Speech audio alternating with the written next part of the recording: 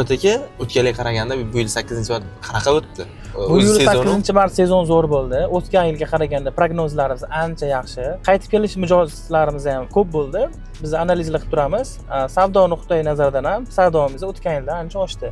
Bu yildan yilga foizimiz oshib borayotganini bildiradi va biz doimiy ravishda uni analiz qilib turamiz, analitika qilib turamiz. Har bitta kelayotgan klientni necha marta kelganini ko'rib turamiz. Agar anchadan beri kelmayotgan klientlarga biz xabarnoma jo'natamiz yoki bonus pul jo'natib qo'yishimiz mumkin. Anchadan beri kelmayapsiz, bizning do'konimizga keling, sizga bonus pul berildi. Kelib bemalol narsamizdan xarid qilsangiz bo'ladi deymiz.